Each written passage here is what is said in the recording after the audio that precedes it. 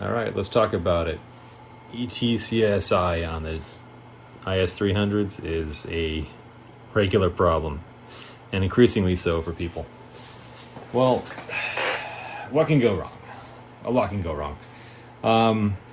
First of all, if you have a cold air intake, there's a good chance you're circulating a lot of heat into your intake system anytime you're idling, especially on a hot day or in traffic.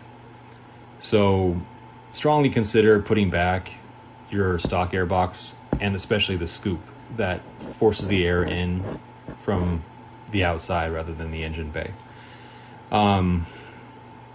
If this gets very warm, the resistors in these systems start to skew, and the TPS is the first one to skew. So it's fine if you've margined this thing in the heat, but if you margin this thing in the cold, then you're going to wind up with values that are outside of acceptable and or do weird things to the math that the ECU is going to calculate. So that's kind of thing one. By the way, when you do the margin, you actually have the car on, but not running. You disconnect this motor, and then you check the position of this thing, because the motor will actually modulate that position even when the car isn't running. So you want to disconnect the motor, get this thing at 14 to 15%. That's how you do the margining properly. And I have another video on that, so sorry for not going into that detail. The idle relearn process supposedly could help as well. I really don't think you're going to throw codes either way. When you disconnect, so you have to clear codes. But get your codes cleared, and then what you can do is supposedly you can put the car into the on position, but don't start it. Hold down the gas pedal all the way for like 30, 33, 35 seconds with the car on but not started. And that is supposed to reset something. Now, when I say margin, what I'm talking about, this is a process in which you take, with the plastic cover that's on here, this guy, and you start him into the right angle, and then you get him here. And right now I'm actually moving the throttles. Well, I'm actually moving this sensor here. And you get it in the right position, and then you check the voltage on it. Most people aren't set up for that. So if you have an OBD scanner, you can just check the TPS, and the throttle position needs to be basically between 14 and 15. The real numbers are like 14 to 15.6, but most people's tools don't show decimal. If you're up to 16 or 17, you're going to have a problem eventually. Some funny idle and other things going on. So that's kind of thing one, is you get that in the right spot, you lock it down, you keep it there. So that's your margining process. Now,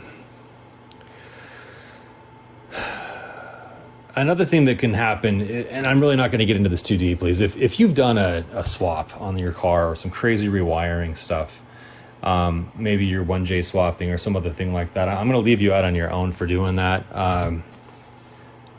I think you should leave your car stock and not have race car problems, but I'll help you a little anyway if I can.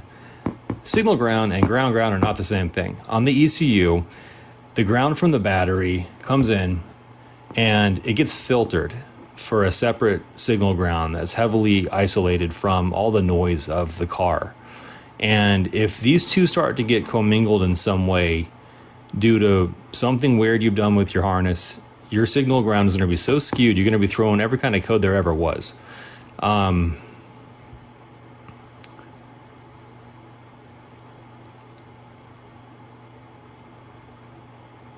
If you're dealing with that, again, I'm going to have to leave you on your own, because if you've done something to your harness, no one can help you but God and yourself. Good luck to you. I will point this out while we're talking about things like harnesses. There's actually two positive terminals on your battery wiring. So you've got your negative and positive on the battery, and there's actually like a cable that runs down to your starter and one that goes to the rest of the system. And in between there, you can get a lot of residue over time. So if you wind up having an issue on any Toyota or any other car that has those two terminals that are sandwiched together, you're going to have the fun of taking that apart and doing a deep clean and then putting it back together. And there's a good chance while you're doing that, you're going to wind up finding a lot of things that are worn out that need replaced in that array. So there's that. I don't think that your positive voltage has a dramatic effect on the accuracy of these sensors, but since this signal ground is a filtered derived ground from your battery ground, if you have ground issues anywhere between the motor, the chassis, the battery, and the ECU, you're going to wind up having some glitching going on. So that's kind of like on its own, you know, type of harness and other chassis issues. But what I really want to focus on is like, how does this system work? So, and how does it measure out, and what are we looking at in terms of common problems? So common problem one we already addressed is if you've got a margining issue. So the other thing that can happen is there's an adjustable cable. So that cable should have a small amount of slack in it.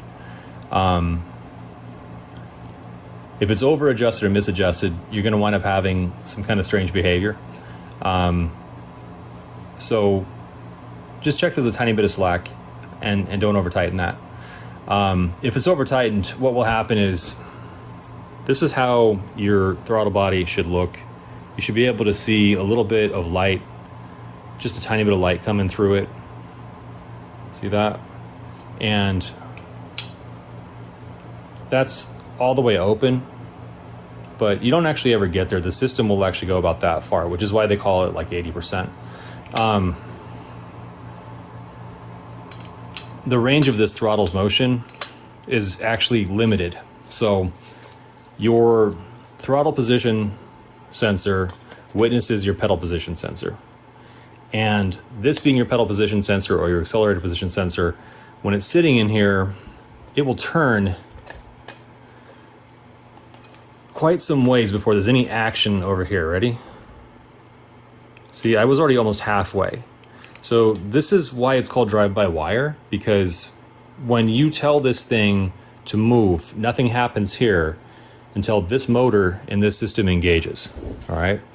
And this motor has a clutch on it, and its job is to let the computer do the math so that you can get the best fuel-air ratio, and depending on what transmission mode you're in, which can be power mode or snow mode or normal, you'll have a different throttle response based on math that happens. Once you get past this portion of travel, you start to get into a little more aggressive options. And then once you're all the way wide open throttle, you're gonna wind up being in open loop. So open loop is actually kind of your savior. If you have any weird thing going on and you're absolutely screwed and you don't care that you might damage something and you don't want to deal with the tow truck, I mean, I've had it where like a dirty MAF that got fouled up by like a really heavy moisture type event where like there was just mad humidity one day. I was able to get my car home knowing nothing else was wrong, and having checked codes with my scanner. I just put it pedal to the metal, wide open throttle, and just got home that way, kind of stalling and starting and having to use the wide open throttle to get to my open loop. So in another situation, you can actually take this thing and you can turn this there, right? And if you do that, now all travel does that motor. So one time when I was doing a rally with the 2J car, we just turned this thing and I had a way to fasten it. I can't remember how I did that, but it was a improv because we didn't have the drive-by-wire insert. And I mean, that wasn't a stock car, so we didn't have to deal with any of the weirdness that happens with this situation over here, which can be explained in another video or not at all. But you don't get any performance out of defeating this thing. In fact, the opposite, you might actually go a tad bit slower. You might also have pretty awful fuel economy. So there's no reason to mess with that, generally speaking, unless you know this thing has an issue and you want to work around that and you're willing to deal with some of the minor fallout. What I can say is that if you do a drive-by-wire defeat, traction control still works and everything else is great, but that's really not what I want to get into. My point that I'm making here is that when this thing is traveling to the not yet moving part and all the math is being done, if your car has been put in limp mode, the most you can get is 47-ish to 50%-ish, not quite even that, of throttle. And that's to do with these mechanisms in place. Now, if you had the drive-by-wire defeat, then you'd be in a different position. But it would be really bad to take a car that's supposed to be in limp mode and forcibly manipulate the throttle to 100, well, to 80-something%. But if you've properly margined this throttle, you'll be at about 14 or 15, And when you're all the way open, when the computer's no longer carrying and doing open loop, wide open throttle, you'll see about 79 to 82% on your TPS on your measurement. So that's just kind of like theory as to how all this stuff works. It's also worth pointing out that there's an air assist passage here that gets dirty. So it's actually worth just opening this up and cleaning it. Any cleaner you use needs to not find its way into like these cavities. There's no sensor here, but there's going to be a sensor here, right? So if you get really, really generous on what you're spraying and it starts to wind up in places it shouldn't be, then it's potentially going to cause some damage. It's not likely, but it's not great. The best way to deal with that is like maybe have the car running while you're spraying so that it's getting siphoned into the motor and just burnt out. That's kind of an option, but you could have a dirty air assist passage that could happen. There's also fluid going through here and out through there. And there's an adjustable point you probably never need to adjust. This just affects the travel stop point here. And there's another one on this side, and I highly recommend you never mess with those. They're probably fine from factory. If you are messing with those, it needs to be out of the car and you need to be looking at it from here. And it's generally when you've replaced this mechanism inside that you're dealing with any of that. So, all right, we are at 10 minutes already. Wow. All right, so what I wanted to point out was that there are some specifications in the factory service manual that are meant to be performed with the vehicle connected with power on. And in order to do one of those tests, you either need to start stabbing a bunch of wires or trying to get through the edges of these connectors. What I do is I took a broken sensor and I took a cable from the junkyard and I put together a straight through cable that lets me plug one end into the harness and one end into the sensor, and then I can tap into these for voltage checks. And I think that's a good way to make checks on things without interfering too much or screwing up harnesses or getting really unreliable readings. I also, on one occasion, was unlucky enough to actually short two pins together on something like this while poking around, and it blew a sensor that was not convenient to get to. So, not a fan of jamming things into harnesses. But yeah, so the factory service manual for the throttle position sensor, which is this little guy here, the throttle position sensor is supposed to read between 1.2 and 3.2K from E2 to VC. So that's the volts 5 volt on the system, and E2, which is your signal ground. And there should be a measurement there that is meant to be measured in a margined position with the vehicle off. There's a voltage spec you can read per the factory service manual as well. But that voltage spec is the TPS, and therefore just read the TPS. Now for this guy, your APS or pedal position sensor, there's also a spec that VC to E2, same concept, right? Should read also 1.2 to 3.2K. Now, what I'm going to point out immediately here is that if you take this guy and you measure him in any position he's ever going to be in while you're turning the throttle, his value for VC to E2 will always be the same number that you get at any position.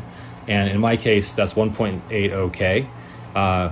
So that could be anywhere from 1.2 to 3.2 kilo ohms. What I have here for all these other pins is a comparison of pin here to pin here, pin here to pin here, the correct references here and here. So I believe the system references VC to VPA and VPA2 to ground. So I think it's a pull up and a pull down, but the way that these work is there's basically like two tracks. Like if you look at the red and black, and there's a fork that rides simultaneously on these two tracks of resistors. They're just a potentiometer, which is a sliding resistor. And there are always two banks of resistors.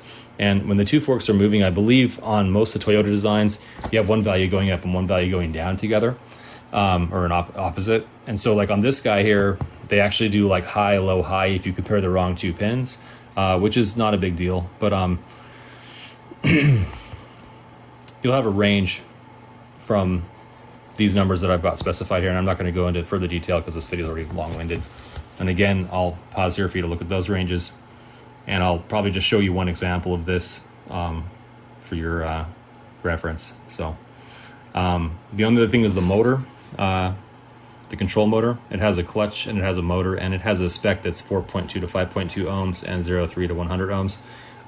All of these numbers are with a grain of salt. So for example, 1.850 is the average number I'm finding. Most of these numbers I have here are not from a factory service manual, except for like this guy with the asterisk and this one, and then like the TPS thing, which is, you know, a different process as outlined in the factory service manual.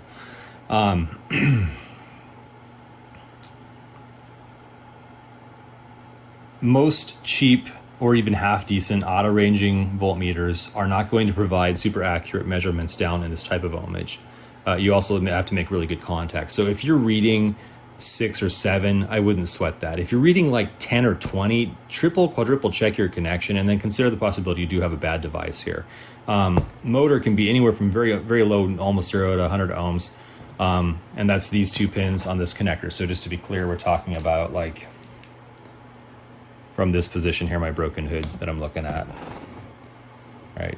And so I'm going to bet you probably don't have a bad motor. I don't think it's particularly common. They're pretty well built. I actually don't think you have a bad anything most of the time. Most of the time you have a margining issue from the very first step that I mentioned. But I'm giving you these numbers for your reference because if you don't want to order another part, just take a voltmeter and do these checks and determine if you have the expected values in or out of system. So just to be clear, these measurements I have here for this guy are being done out of system, and that's being done that way because I don't want to measure it in the car because I'm not in the car. And more specifically, this thing has a set point, right, which is going to limit the lower value. So I want to know the full range, and then there's actually in the factory service manual like a diagram that shows like full range and effective range.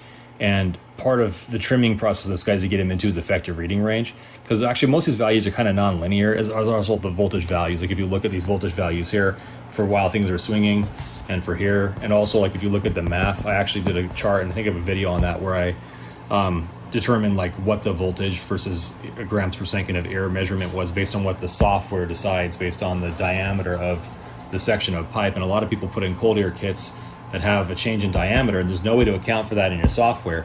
So you wind up actually running extremely lean, and you have to shim the area, which then defeats your aperture of your cold air system. So it turns out that if you have a smaller throttle here, no matter how big this hole is, nothing good is going to happen. And if the sensor is getting skewed by that, then you're in crap creek. But that's not going to affect most of what we're seeing here unless you've gotten some really weird sizing there. It's mostly just going to cause you to have pretty piss poor acceleration and a slower, louder car. So, louder being that it's an open element intake.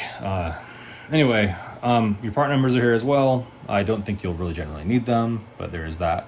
Now I'm going to throw out for a moment my little diagram here and show you my voltmeter. So I have a very basic voltmeter here, and let's see. All right, you're probably not going to be able to see the screen. Overload means open. If you don't know how to use a voltmeter, this is not the video to learn. All right, so take this guy here, and I'm going to reference from this position, pin 1 versus pin 3, from bottom being pin 1. And, no, I didn't make that. Okay, I'm going to also reference pin 3. So this is VC to VTA2. And right now I'm reading, I'm in, that was beep mode, sorry, it's late. So I'm reading about 250 ohms or 0.25K, there's a decimal there, about 0.25K. Now if I take this and gently spin this thing in its motion of direction of travel, I'm reading about 1.8K now. And I'm going to very gently let that back. Don't ever flick these things. It's not good for them. You're going to cause issues. And I just checked all the pins that way. You can always do, outside to outside, inside to inside. And then you can do, these patterns, and you can do this pattern. Then you've covered every pin that there is to cover, unless you want to start doing some really weird things. Actually, I think that still covers everything. But you don't have to do polarity on these things. That's not this type of system. For coil packs, sometimes that can matter, other things like that. But these resistors aren't polarized, so that's kind of how you check that.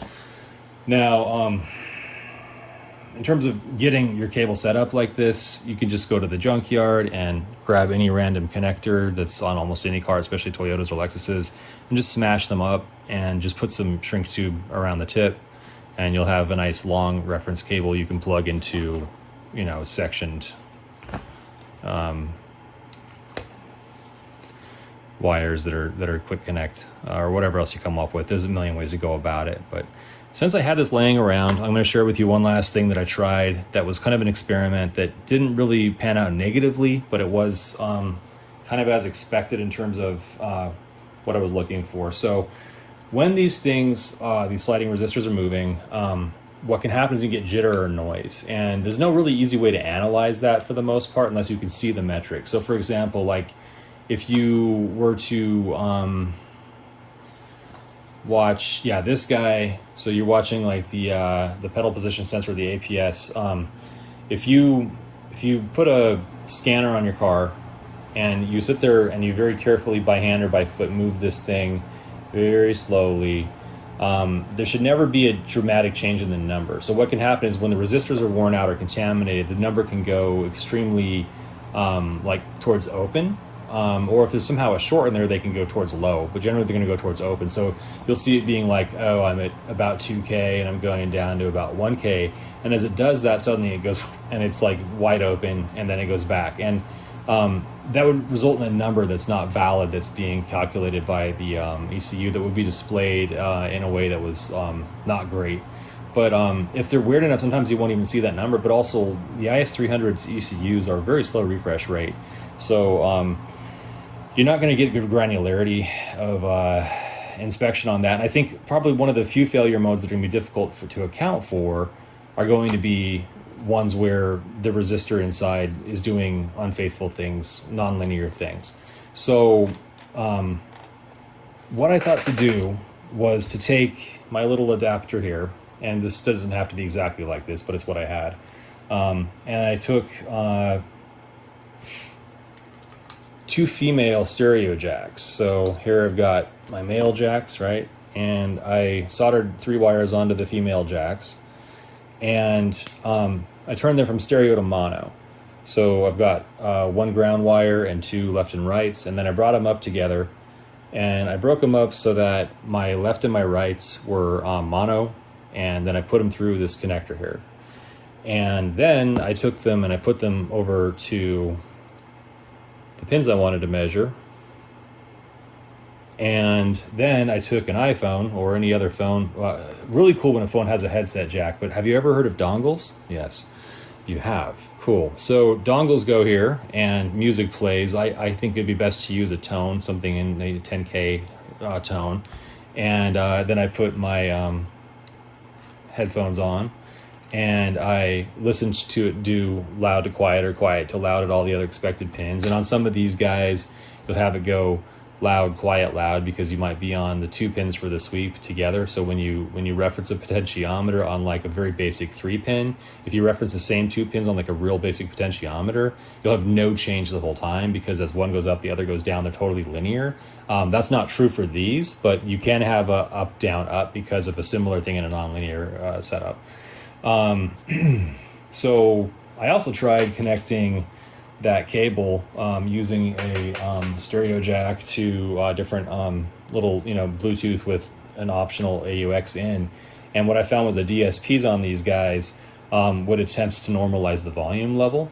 So just using a very basic headphone, or like, in the air or over the air, something about between 8 and 32 ohms seemed to work fine for that test. And I checked 3 of my cars for all the pins on the motor, which are extremely loud because it's very, very low ohm resistance, very, very, very direct throughput. And these guys, and I have a couple extra of these.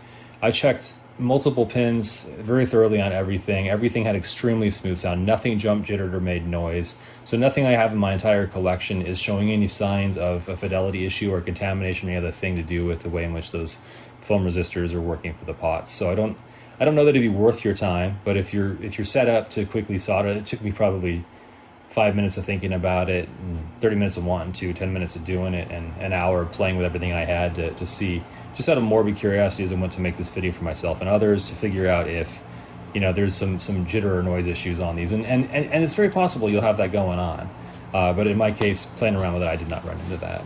So if you don't go to the junkyard, you could also buy a kit like this. I have no idea where this connector is actually used, because I've never seen the connector that comes with this like match anything that I used.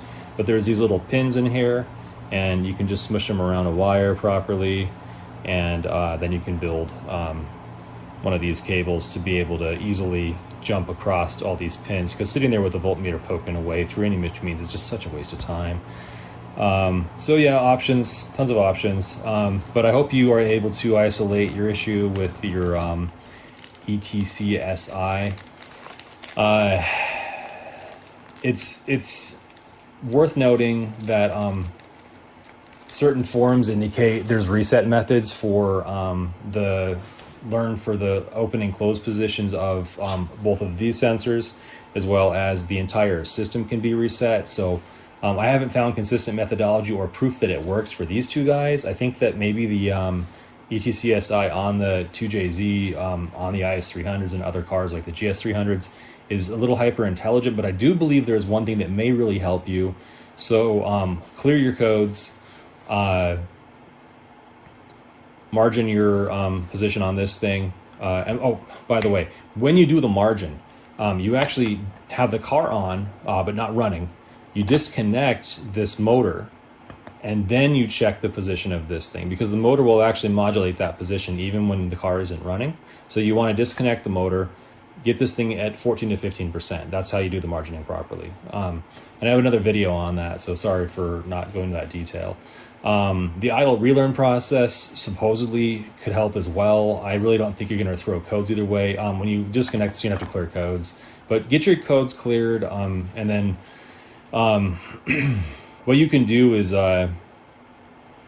supposedly you can put the car into the on position, but don't start it. Hold down the gas pedal all the way for like 30, 33, 35 seconds with the car on but not started, and that is supposed to reset something. I don't know if that does anything on these cars. I haven't noticed any difference, but I've just tried it the other day dealing with a problem myself that I had, and yeah, it was innocuous and inert. Who knows what it did or didn't do, but yeah, that's it. So wow, 27 minutes almost. I think I'll leave the rest for other videos, and again, good luck to you debugging your issue. Hopefully some of those numbers help you, and yeah, good night.